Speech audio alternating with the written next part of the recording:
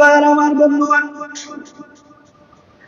আন ইবনে ওমর রাদিয়াল্লাহু তাআলা আনহু, এই ওমর কোন ওমর, এই ওমর কোন ওমর, এই ওমর কোন সাহাবী? বন্ধু, এই ওমর হলো নবীজির সবচেয়ে শক্তিশালী একজন সাহাবী, যেই সাহাবী লা ইলাহা ইল্লাল্লাহ পড়ার পর আর দেরি করেন নাই, নবীজিকে ডাক দিয়ে বলছেন, নবী গো, ইয়া রাসূলুল্লাহ, ইয়া হাবিবাল্লাহ, এখন আমার উপরে ইসলামের কোন কাজটি ফরজ? নবী বললেন, আসরের নামাজ ফরজ, কারণ তুমি আসরের আগেই কালেমা পড়েছো।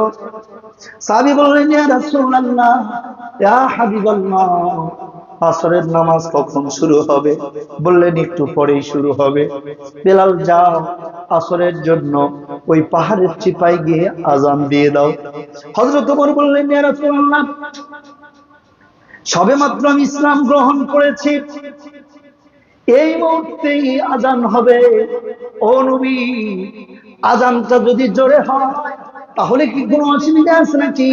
নবী গো, আজানটা যদি প্রকাশ্যে হয় কোনো অসুবিধা আছে নাকি?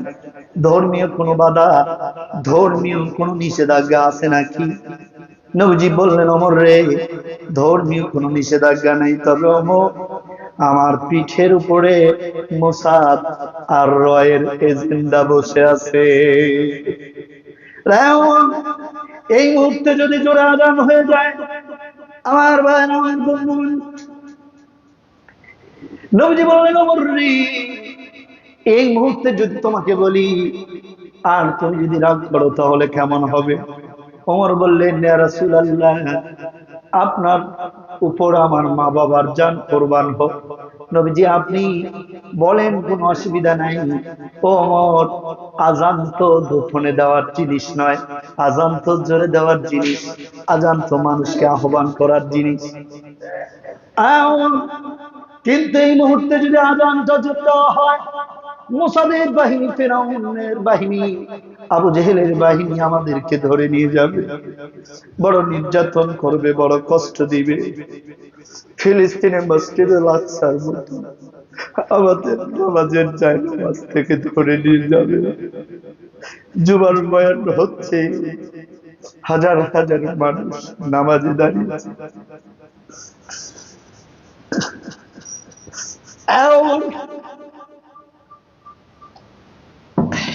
যদি এরকমটা হয়, সবাইকে ধরে নিয়ে এক একে বন্দী করে ফেলবে। ওমর, এই মোসাদের বাহিনী ফিলিস্তিনের যে হাল করছে, এই অবস্থা করবে রে ওমর। ওমর বললেন, ইয়া রাসূলুল্লাহ, আমি যেন আপনার কাছে কি জমা দিয়েছি? বলে, নবী, আমি আপনার কাছে যেন কি হস্তক্ষেপ করেছি? বলে, তরবারি। ইয়া রাসূলুল্লাহ, তরবারিটা দেন, আর আপনি বিচলিত হয়েন না, আর আপনি চিন্তা করেন না। If you want focus, if you want utilizing hour properly, আমি একজন বীর, অতএব ইয়া রাসূলুল্লাহ, আপনি চিন্তা করেন না, আপনি তরবারিটা আমাকে দেন, আর বিলালকে পাহাড়ের উপরে দাঁড়ায় আজান দিতে বলে। আমার বন্ধুগণ,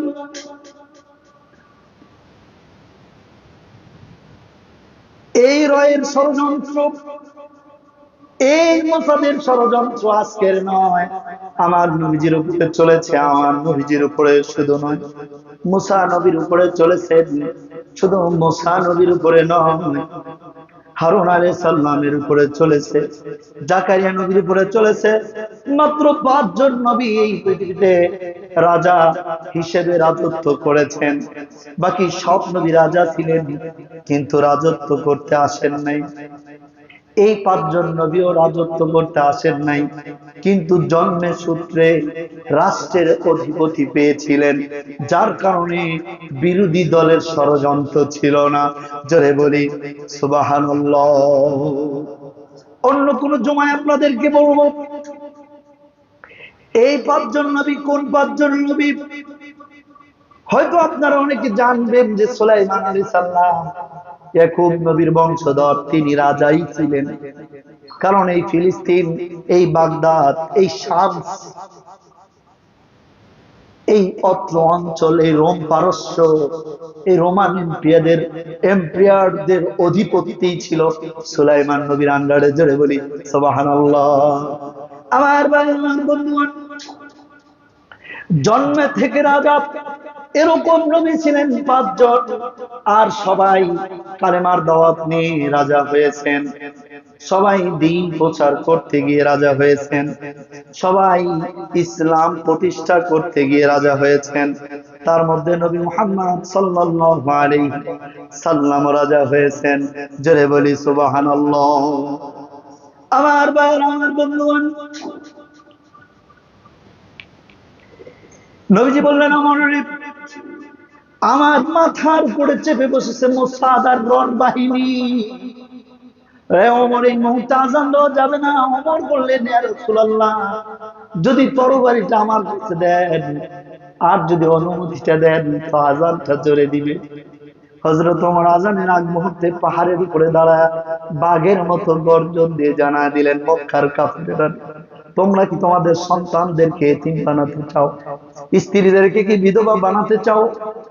সুবহানাল্লাহ বলেন, আরো জোরে বলেন, আরো জোরে বলেন। ওই পিছনের 2-4 জন এখনো বলেন নাই, বলেন বলেন বলেন।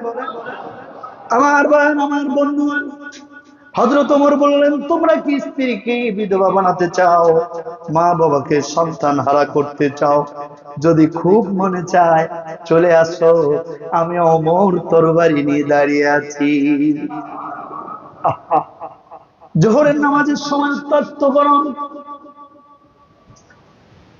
দুম্বা পচা ভুড়ি গুলো নিয়ে নামাজের সামনে দাঁড় করায় দিচ্ছে। একজন কাফের যায় নবীজি নামাজের সামনে পেশাব করে দিয়েছেন। যেইখানে নবীজি সেজদা দিলেন ওইখানে শয়তানটা পেশাব করে দিয়েছেন, আবার সাহাবীদের সামনে পেশাব করে দিয়েছেন। নবীজি নামাজ চলমান অবস্থায় একটু সরে গেলেন, কাফেরদের জায়গা ছেড়ে দিয়ে নামাজ শেষ করলেন।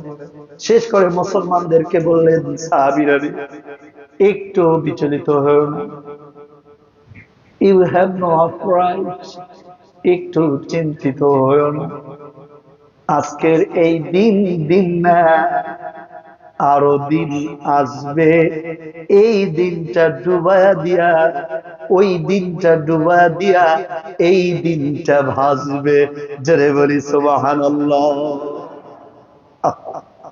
আমরা বলি আজকের দিন দিন, আরো দিন আছে, এই দিন নিয়ে যাব। হ্যাঁ বলেন বলেন বলেন, আজকের দিন দিন না আরো দিন, এই দিন নিয়ে যাব, সেই দিনের কাজ আমরা এটাই তো বলি।